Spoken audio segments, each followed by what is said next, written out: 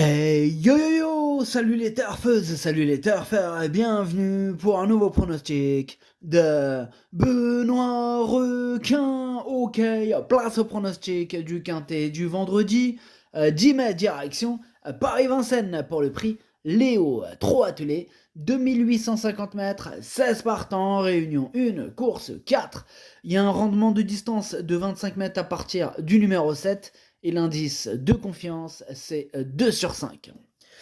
Cette vidéo, je la tourne avant l'arrivée du quintet de ce jeudi et je reviendrai dessus demain. Ok, c'est parti, on commence le pronostic et on commence avec le numéro 1, Gogo des Malboro, et on écoute l'entraîneur Daniel Delaroche.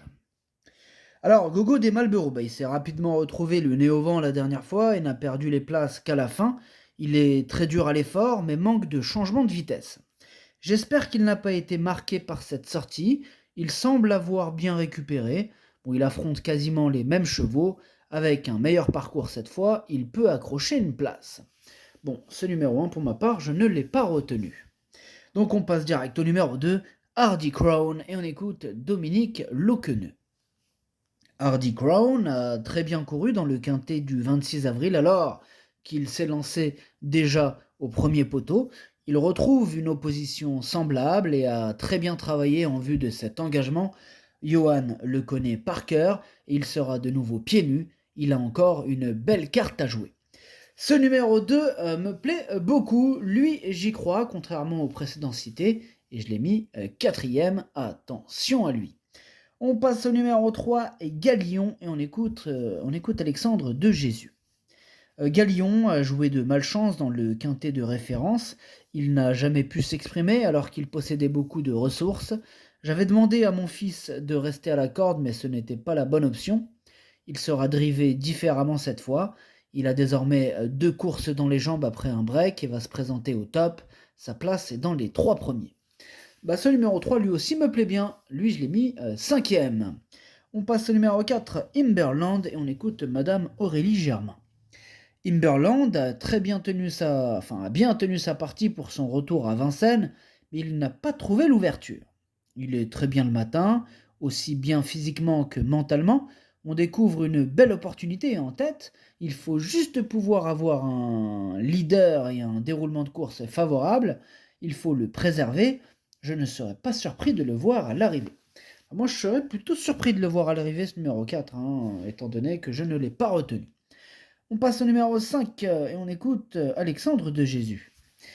Hercule de Léo. Il aurait fini plus près à Graigne si son driver avait pu le lâcher dans la ligne droite.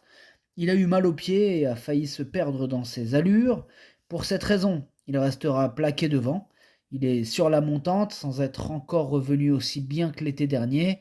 Cela dit, l'engagement est idéal et il n'est pas hors d'affaire pour les petites places. Et encore un que je n'ai pas retenu, ce numéro 5. Par contre, il est quand même en plein... Maintenant, il est quand même chef de ma liste, des possibles casseurs de tickets repérés. Et oui, c'est lui le capitaine de cette liste, donc on va quand même lui accorder une note de méfiance.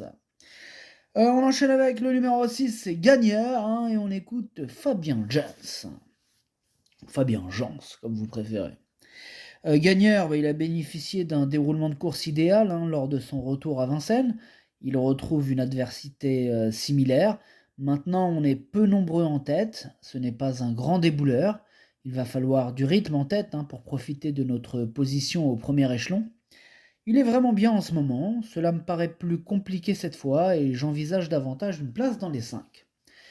Moi, je vais être encore plus positif que ce numéro 6. Vu le classement la position que je lui ai donnée dans mon pronostic, je l'ai mis 3ème. J'y crois et je pense qu'il peut frapper un grand coup ce numéro 6.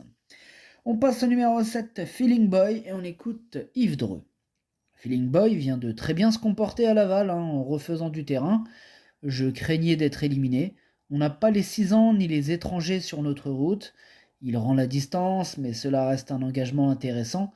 Il peut être déféré des 4 pieds à nouveau. Pour la victoire, ce sera compliqué, mais il peut être envisagé pour une place. Sage, il devrait terminer à l'arrivée. Bon, c'est pas un grand modèle de régularité, ce numéro 7, que je n'ai pas retenu, c'est un regret. C'est mon deuxième cheval de complément en cas de non partant. Hein, et oui, on rend la distance donc à partir du numéro 7, comme on l'a dit, c'est pour ça qu'il rend la distance. On passe au numéro 8, Follow Me Flash, et on écoute Étienne Lefranc. Follow Me Flash n'a pas été revu en compétition depuis 2 mois, faute d'engagement. Il a été éliminé à 3 reprises et encore failli l'être vendredi. Ce n'est pas normal que des chevaux de ce niveau ne puissent pas courir régulièrement. J'ai essayé de le préparer au mieux, mais il peut logiquement manquer d'une course face à des chevaux affûtés. La 5e place me satisferait. En tout cas, sur sa classe, ce numéro 8, malgré ce manque de compétition, c'est pas, voilà, faut quand même l'avoir à l'œil, c'est pas une totale impossibilité. Mais bon, on peut pas tous les mettre, ce quintet est ouvert, seulement 2 sur 5 en indice de confiance, comme je vous ai indiqué. Voilà, ce numéro 8 est en plein milieu de ma petite liste des possibles troubles, faites attention. On passe au numéro 9, c'est Fakir de l'Aulne, et on écoute Camille Jean. Fakir de l'Aulne était un peu défraîchi à la sortie de l'hiver et il a bénéficié d'une période de repos. Il effectue sa rentrée, mais il va se présenter en bonnes conditions. Il a des pieds assez fragiles et va rester ferré. Il a réussi dans cette configuration. Il peut lui manquer un petit quelque chose, mais il peut prétendre disputer l'arrivée. Pareil que pour le numéro 8, ce numéro 9 se retrouve à l'arrière de ma petite liste des possibles troubles faits. Il a fallu faire un choix et j'en ai préféré d'autres. On passe au numéro 10, Horatius Della, et on écoute Marc Sassier. Horatius Della a trouvé une opposition dans ses cordes à Laval, mais il lui a tout de même fallu faire le premier tour en épaisseur. Il a gagné de bonne manière. Depuis, il est toujours aussi bien et affiche de la souplesse. Il est sur la montante et même meilleur que jamais. Il faut rendre la distance comme lors de sa dernière prestation à Vincennes. Il y a de l'opposition, mais il doit jouer un premier rôle. Et oui, ce numéro 10, c'est une première chance. Il fait d'ailleurs partie de mes préférés. Je l'ai mis deuxième. Avec un bon parcours, il peut même remporter ce quintet. Première chance.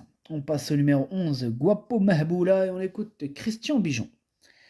Guapo Mahboula, il demeure fautif, mais à l'entraînement, c'est bien au sulky. Il lui faut rester sage d'un bout à l'autre. Si tel est le cas, il peut disputer l'arrivée. D'ailleurs, il l'a fait en début d'année. Je le laisse ferrer des 4, ne pouvant le déférer. Bon, ce numéro 11, pour ma part, je ne le retiens pas. On passe au numéro 12, Udo Duruel, et on écoute Antoine Lérété. Udo Duruel, il s'est littéralement promené dernièrement à Amiens. Bon, il faut dire que toutes les conditions pour bien faire étaient réunies sur une piste plate et un parcours de vitesse. Il est resté bien et le retour sur les 2850 mètres de Vincennes ne devrait pas le déranger. Il faudra juste lui masquer l'effort sur cette distance. Il affronte quelques clients, mais sa place est dans le quintet. Voilà mon préféré, ce numéro 12. C'est à lui que j'attribue la première place de mon prono. Il peut faire très mal avec un excellent parcours. Je parle d'un excellent parcours par rapport à son rival, pour moi, qui serait le 10. Voilà. Donc, question de parcours pour la victoire. On passe au numéro 13, Gino Viva, et on écoute Dominique Loqueneux. Gino Viva a très bien tenu sa partie dernièrement, malgré un déroulement de course peu favorable, le nez au vent. Le chrono de 1:12,4 était bon.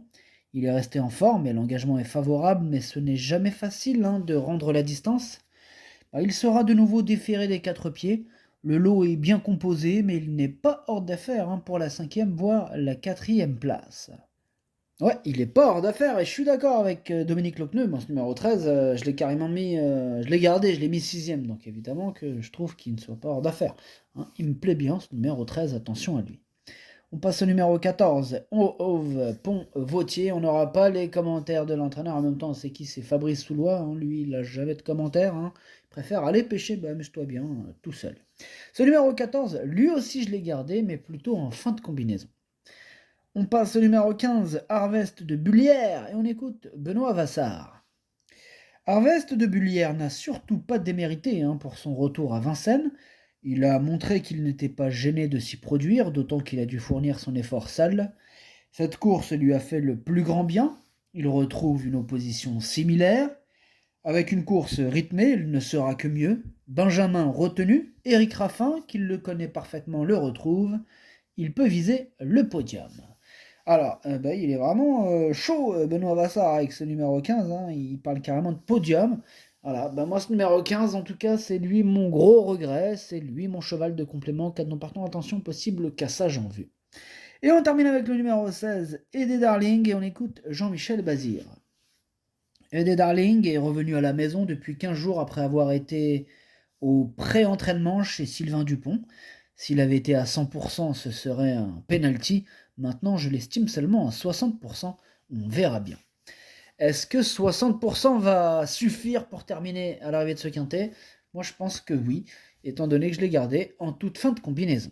Le pronostic, ça donne 12, 10, 6, 2, 3, 13, 14, 16. Merci d'avoir suivi cette vidéo. N'hésitez pas à mettre un pouce bleu si la vidéo vous a plu.